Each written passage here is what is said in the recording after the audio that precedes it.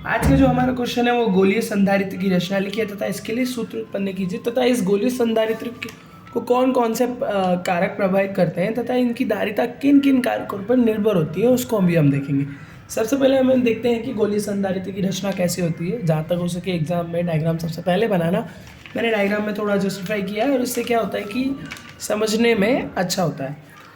गोली संधारित्र की रचना में दो खोखले गोलों का उपयोग होता है, जिसमें एक बाहरी गोला जो होता है उसके अंदर ही एक और दूसरा गोला होता है जो कि खोखला होता है। इसके अंदर वाले जो खोखले गोले को हम एक धन आवेश दिया जाता है या एक आवेश देते हैं, जिससे कि प्रेरण के कारण बाहरी गोले की बाहरी सतह पर धन आवेश तथा बाहरी गोले की अंदर वाली सतह पर ऋण आवेश उत्पन्न हो जाता है तथा इन दोनों का गोलों के बीच में एक कुचालक पदार्थ भर दिया जाता है, जिससे कि क्या होता है कि विभव का मान थोड़ा और कम हो जाता है तथा इनकी धारिता में क्या होता है कि मान में वृद्धि हो जाती है। ठीक है, अब इसको एग्जाम में कैसे लिखना है वो देखते हैं। एक चीज़ और कि बाहरी सतह की जो जो गोला होता है उसकी बाहरी सतह को हम एक तार के माध्यम से पृथ्वीकृत कर देते हैं या उसको पृथ्वी की सतह से जोड़ देते हैं, जिससे कि क्या होता है कि बाहरी सतह पर जो प्रेरण के कारण एक धनावेश उत्पन्न होता है वो सारा का सारा धनावेश कहाँ चला जाता है, पृथ्वी में। तो इसको हम एग्जाम में कैसे लिखते हैं वो देखते हैं। ये क्वेश्चन 3 या 4 नंबर के हिसाब से आने के चांसेस अच्छे हैं इसके, तो जैसा मैंने लिखा है शॉर्ट टर्म में उसी के हिसाब से लिखना तो ज़्यादा अच्छा रहेगा। सबसे पहले देखते हैं, इसमें दो सकेंद्रीय खोखले गोले होते हैं। अंदर वाले गोले की संबंध धनावेश होता है, मैंने जैसे ही पहले कहा था कि अंदर वाला जो गोला होता है उसका हम संबंध धनावेश से कर देते हैं तथा बाहरी गोले की बाहरी सतह को हम पृथ्वीकृत कर देते हैं। ठीक है, अब इन दोनों के गोलों के मध्य एक विद्युत रोधी पदार्थ जो कि कुचालक होता है, जैसे कि कांच हो गया, तेल हो गया, मोम हो गया, अभ्रक हो गया, उसको भर देते हैं, जिससे कि क्या होता है कि विभव का मान थोड़ा और कम हो जाता है और धारिता बढ़ जाती है। अब गोले को हम अंदर वाला जो गोला है उसका नाम हम ए रखते हैं।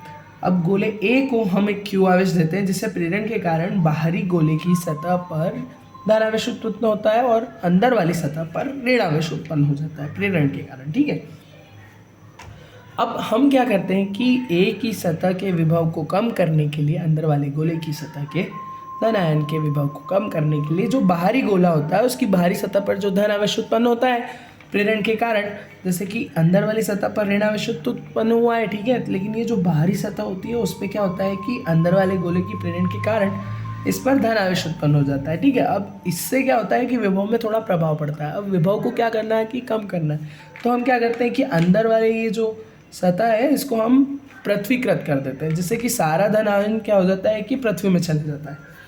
वही लिखा है हमने, अब प्रेरित हो जाता है जो गोले के ए के विभव को क्या करता है, कम करता है।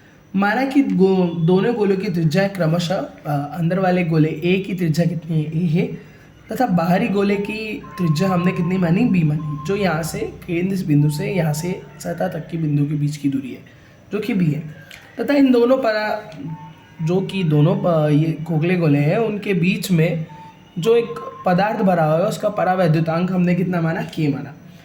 अब आते हैं हम विभव पे। गोले ए के पर या गोले ए के पृष्ठ पर विभव का मान कितना होगा, वी, हम इसको इससे निकालेंगे, v1 is equal to 1/4 pi epsilon 0 के क्यू बटे ए। यहाँ पर ए गोले की त्रिज्या है, ए गोले की त्रिज्या।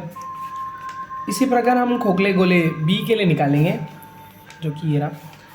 इस गोले बी के लिए बी पृष्ठ पर हमारे विभव का मान कितना होगा, तो हम उसको v2 से दर्शाएंगे। v2 is equal to 1/4 pi epsilon 0 के इंटू क्यू बटे बी, ये क्यू है। ठीक है, यहाँ पर बी ये हमारे बाहरी गोले की त्रिज्या है और के वही माध्यम का परावैद्युतांक। अब दोनों गोलों के बीच में विभवांतर कितना उत्पन्न हो रहा है हम उसको देखते हैं। तो दोनों गोले के बीच का विभवांतर हम उसके दोनों के बीच के अंतर से निकालेंगे। v is equal to v1 minus v2, तो v is equal to v1 का मान हमारे समीकरण से कितना आया था, 1/4 पाई एप्सिलॉन 0 की k इंटू क्यू बटे ए, ऐसा का वैसा लिखा, माइनस गोले बी के लिए पृष्ठ का विभव कितना आया था, 1/4 पाई एप्सिलॉन 0 क्यू बटे बी। अब इन दोनों समीकरण में से जो जो कॉमन आ रहा है उसको हम एक साथ लिख लेते हैं। 1/4 पाई एप्सिलॉन 0 क्यू बटे के, इसमें से ये कॉमन आया तो अंदर कितना बचा है, 1/a, माइनस इसमें से भी यही कॉमन आ रहा है तो बचता कितना है 1/b। अब इस समीकरण को थोड़ा रीअरेंज करके थोड़ा व्यवस्थित लिखते हैं तो हमें क्या प्राप्त होता है, इन दोनों का एलसीएम लेते हैं तो a इंटू बी, ऊपर काटापीटी करने के बाद b माइनस ए बचता है तो कितना बचा 1/4πε0 क्यू बटे के इंटू बी माइनस a/b। यही दोनों गोलों के बीच का विभवांतर के लिए सूत्र है, या यही दोनों गोलों के बीच का विभवांतर है। अब आता है धारिता। हमें क्वेश्चन में क्या पूछा है कि इसकी धारिता के लिए सूत्र निकालें। विभवांतर तो हमने निकाल लिया। विभवांतर का सूत्र क्या होता है कि हम आवेश से और उसके ऊपर पड़ने वाले विभव से निकाल सकते हैं। अब आता है धारिता का सूत्र। अब गोले संधारित्र की धारिता के लिए C = Q/V से, अब हमने अभी धारिता का ये विभवांतर का जो मान निकाला इस समीकरण में इसका मान रख देंगे तो C = Q/V। V का मान अभी हमने क्या निकाला था, A 1 × Q/4πε0 × K B minus A/B, या A × B जो कि निकालना था, उससे हमने इसका मान रखा और Q से Q को काट दिया, जिससे हमारे पास क्या बचता है C = 4πε0 A × B, जो कि पक्षांतर करने पर ऊपर चले जाता है तो जो ऊपर आएगा वो नीचे आया B माइनस A। यही हमारी गोलीय संधारित्र की धारिता के लिए क्या आया, सूत्र उत्पन्न हुआ। अब दो चीज़ें तो आ गई, विभवांतर का मान भी आ गया, धारिता का मान भी आ गया। अब तीसरी चीज़ उसने क्या पूछी थी कि धारिता किन किन कारकों पर निर्भर करती है। अब हम उनको देख लेते हैं। गोलीय संधारित्र की धारिता निम्न कारकों पर निर्भर करती है। सबसे पहले दोनों गोलों के बीच के माध्यम पर, तो दोनों गोलों के बीच का माध्यम परावैद्युता अगर अधिक है तो संधारित्र की धारिता क्या हो जाती है, बढ़ जाती है। ठीक है, अगर उन दोनों के मध्य में कोई एक अच्छा कुचालक पदार्थ भरा दोनों संधारित्र के बीच में, गोलों के बीच में, तो उनकी धारिता क्या हो जाती है, बहुत ज़्यादा बढ़ जाती है। कैपेसिटी मान सकते हैं उसको। दोनों गोलों की त्रिज्या पर जितना ज़्यादा बड़ा संधारित्र होगा उतनी ज़्यादा उसकी धारिता होगी। ये साइज पे ही होता है सबसे ज़्यादा, जितना बड़ा कैपेसिटर हुआ या कुंडली हुई उससे उसका मान तो बढ़ेगा ही बढ़ेगा। तो दोनों गोलों की त्रिज्या पर, यदि गोलों की त्रिज्या अधिक हो तो संधारित्र की धारिता भी क्या हो जाएगी, बढ़ जाएगी।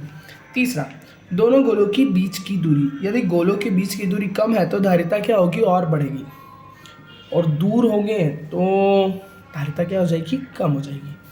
ये हमारा क्वेश्चन ये खत्म होता है। That's it.